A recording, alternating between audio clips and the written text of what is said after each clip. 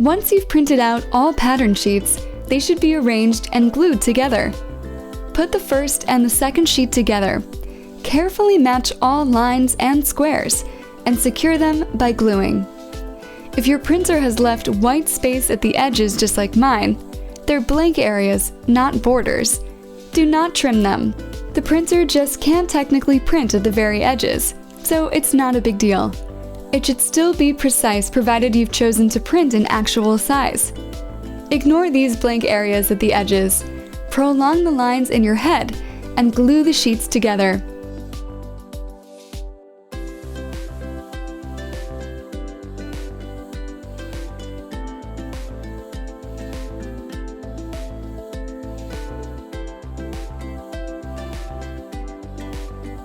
Here is the central front piece. Repeat the same procedure with the second pattern, the side front piece. For your convenience, there's a small picture on each pattern sheet that shows how to arrange the sheets together.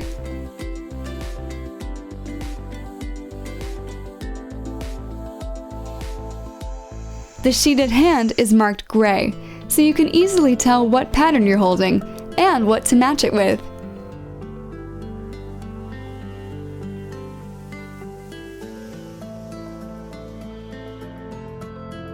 Next, you should assemble the sheets for the third and the fourth patterns.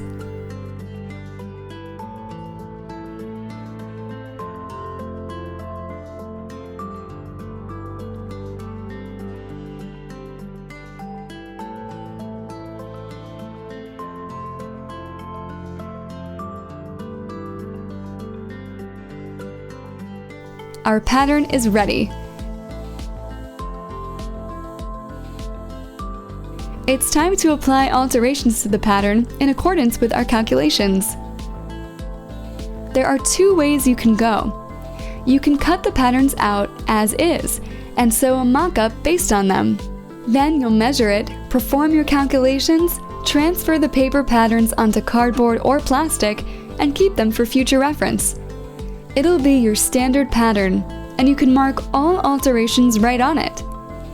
Or you can use this pattern once and print it out anew next time. You'll take your printed sheets, glue them together following me step by step, apply all determined alterations, and use the adjusted pattern for cutting. I want to sew my mock-up using the pattern that's already been adjusted in order to check whether we have done everything right. And I recommend you do the same, especially if you're a beginner. Alter the pattern, sew a mock-up, and put it on the dress form. Trust me, it's very handy. You'll be able to imitate your client's figure on the dress form and use it later to make a dress of that particular size. The only exception is the case when your dress form is much larger than your client. Let's start adjusting the standard pattern. The central front piece. The bust middle measurement has changed, and we need to narrow the middle of the front by 1 centimeter.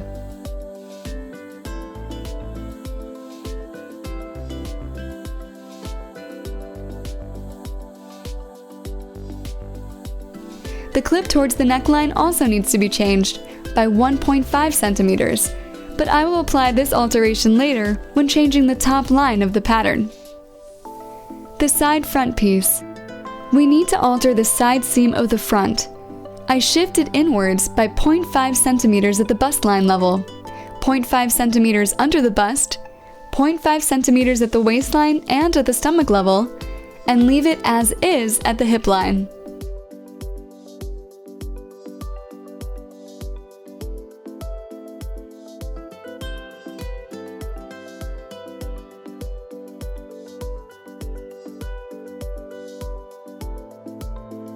I draw a new smooth sideline and straighten it a little at the top.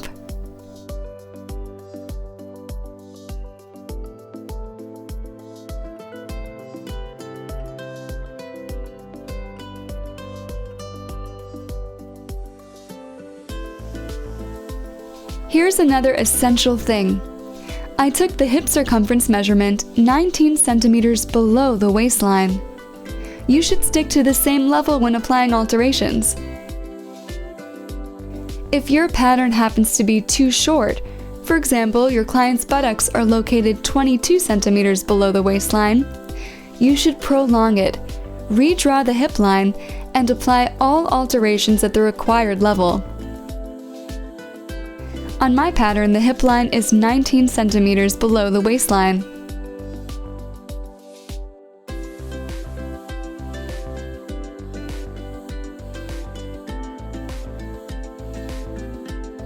I restore the notches on the new sideline.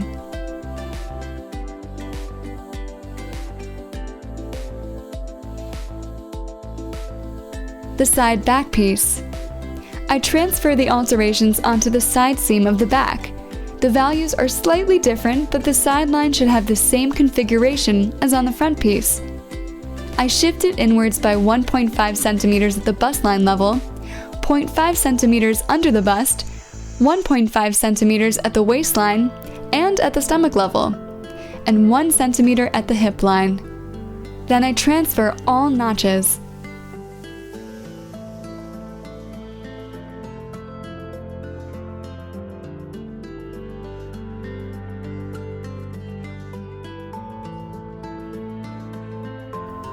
There's a small trick you can use.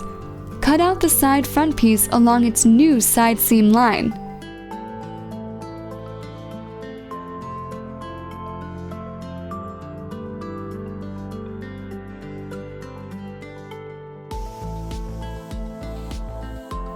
Place the side front piece over the side back piece, match their notches, and copy the side seam.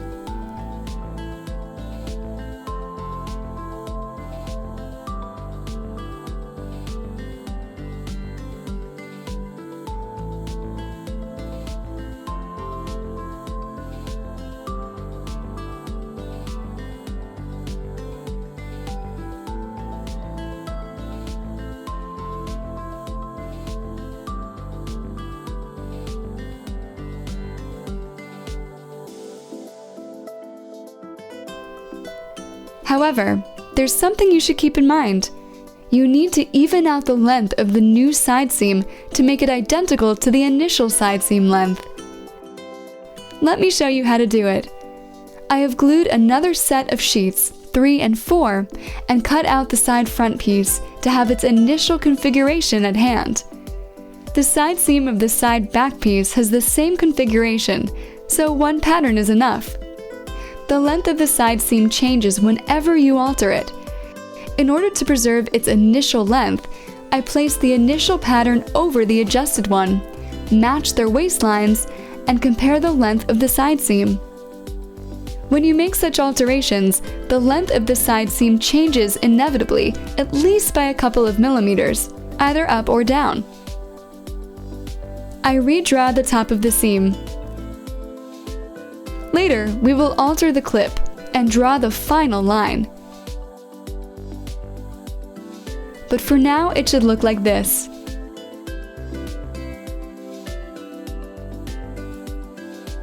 And I do the same thing with the back piece.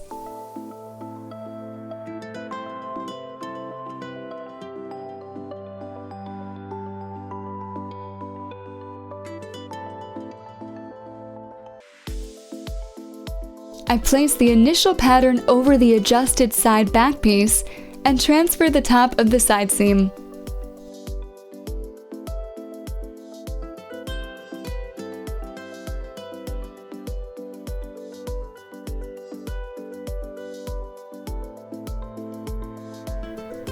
Now we need to alter the princess seam at the back. There are no alterations at the bust line level, but we need to shift it inwards by 0.5 centimeters under the bust, 0.75 centimeters at the waistline, and 0.25 centimeters at the stomach level. There are no alterations at the hip line. It's obvious that there will be some space between the top edge and our client's back now, and the edge won't bite into the skin and force it to bulge out. Correct adjustments of the side seam and princess seams with regard to the client's body type allow you to build a correct pattern. The dress will fit well and the client will feel comfortable.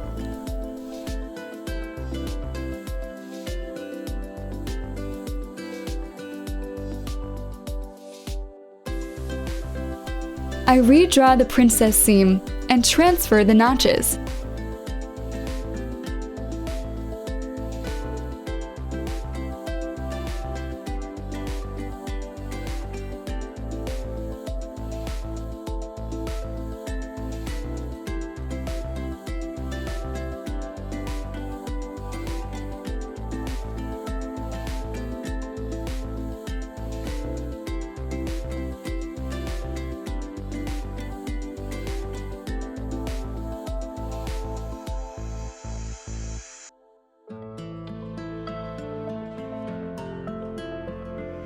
Let's use the same trick again.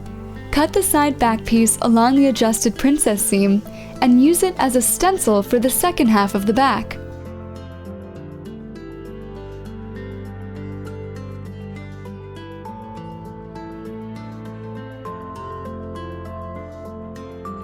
Just to double check it, you could mark all alteration points on the princess seam of the central back piece, starting from the under bust line.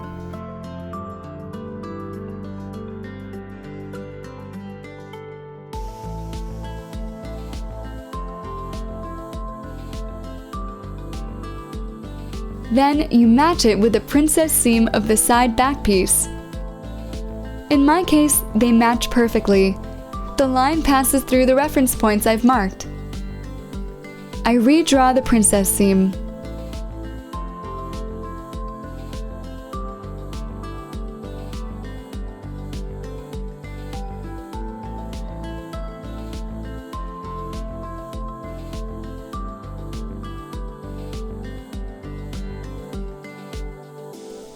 Let's look at the shoulder blade area on the pattern.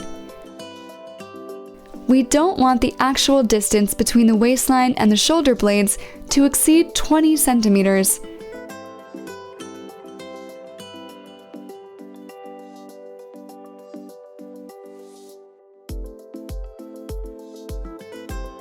I have 19.5 centimeters. Basically, we can cut out the back pieces now. All that's left to do is redraw the location of the clip on the front piece. The clip towards the sky should be shifted by 2.5 centimeters. The clip to the corner should be 10 centimeters or 11.2 centimeters together with the seam allowance.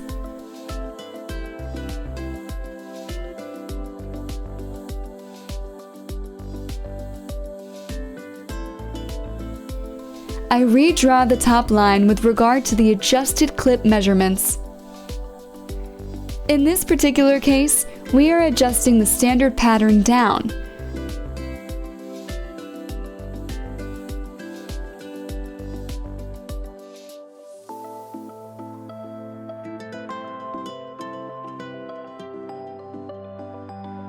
Those of you who are familiar with my courses know that you often have to make a dart underneath the bust when you make the pattern larger, or quilt dome-shaped cups with bones.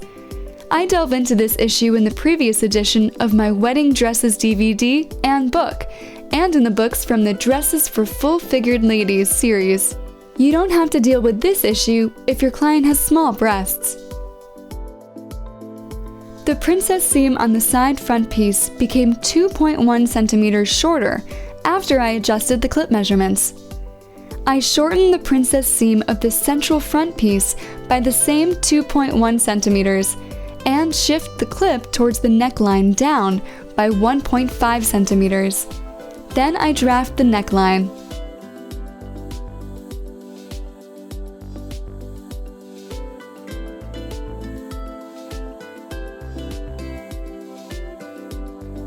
I bend back the seam allowance on the side front piece and place it parallel to the seam allowance of the central front piece in order to make sure their top lines match well and form a smooth transition. I match the front patterns and draw a pretty top line.